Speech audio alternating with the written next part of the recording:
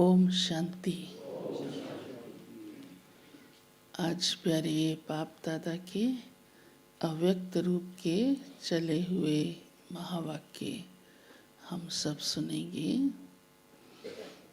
बाप दादा ने विशेष रूप से आज के महावाक्य पवित्रता की धारणा पर विस्तार से सुनाए हैं, क्योंकि हम ब्राह्मण बच्चे सबसे पहले पवित्रता का व्रत अपने जीवन में लेते हैं।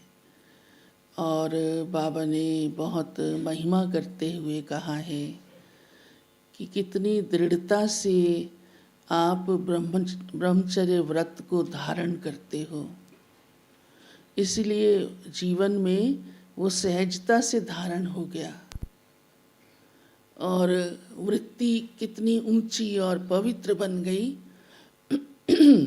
जो ब्रह्मचर्य के व्रत धारण करने से हर एक के प्रति भाई भाई की दृष्टि और वृत्ति बनी, दैहिक वृत्ति समाप्त हो गई।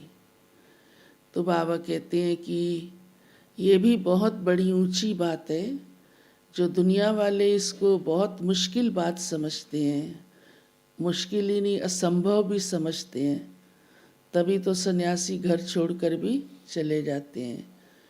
पर आप बच्चों ने उसे कितना सहज रीति से संभव कर दिया, क्योंकि दृढ़ता रखी कि इस व्रत में हमें पक्का रहना ही है। पर अब बाबा क्योंकि हमें इससे भी और ऊंचा उठाता है, संपन्न बना रहा है, संपूर्ण बना रहा है और पांचों विकारों पर जीत दिलाता है। काम विकार पर तो पूरी तरह आपने जीत पा ली, लेकिन बाबा चाहता है मेरे बच्चे संपूर्ण पवित्र बन जाएं, कोई भी विकार कोई भी कमी ना रह जाए। तो उसके लिए आज बाबा ने कहा है कि उस बातों में भी अपने जीवन में दृढ़ता धारण करो। और विशेष बाबा कहते हैं कि संपूर्ण पवित्र बनने के लिए अपने जीवन से व्यर्थ को समाप्त कर दो। जैसे ब्रह्मचर्य व्रत पक्का धारण कर लिया, ऐसे इस व्रत को भी कि व्यर्थ मेरे जीवन में ना देखने का रहे, ना सुनने का रहे, ना बोलने का रहे, तब संपन्न और संपूर्ण बनेंगे। फिर बाबा कहते, कोई कोई बच्चे कहते हैं हाँ कि ये कैसे करें, या दूसरे को देखते हैं कहाँ किसने किया है, या मैं ही सहन करूं। तो उसका उत्तर भी आज बाबा ने दिया है। बाबा ने कहा है इसमें भी आप पहले स्वयं को आगे रखो,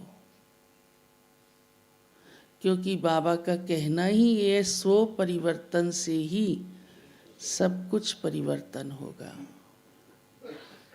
अगर स्व का परिवर्तन नहीं तो कुछ भी मुश्किल है। आधार ही है पहले खुद बदलो, दूसरों को नहीं देखो। इसलिए बाबा ने कहा ये बात भी बाबा को अच्छी नहीं लगती कि कोई कोई बच्चे कहते हैं कि क्या मैं ही मरती रहूं। तो बाबा ने कहा खुद को ही मरना है, खुद को ही बदलना है, तो ही सफलता मिलेगी। तो बाबा आज हम बच्चों को इतनी ऊंची पवित्रता, संपन्न और संपूर्ण होने की धारणा कि बच्चे ऐसे अपने लक्ष्य को पा जाएं, और तब ही वास्तव में अंदर का सुख है। जैसे ब्रह्मचर्य व्रत की धारणा से आत्मा अतीन्द्रिय सुख का अनुभव करती है, और सचमुच जब व्यर्थ से भी मुक्त हो जाती है तो कितने सुख का अनुभव करेगी सोचो। अंदर ही आत्मा कितनी सुखी गदगद रहेगी, इच्छाओं से मुक्त हो जाएगी। कितना सुख उसको अब भी मिलेगा और भविष्य में भी मिलेगा।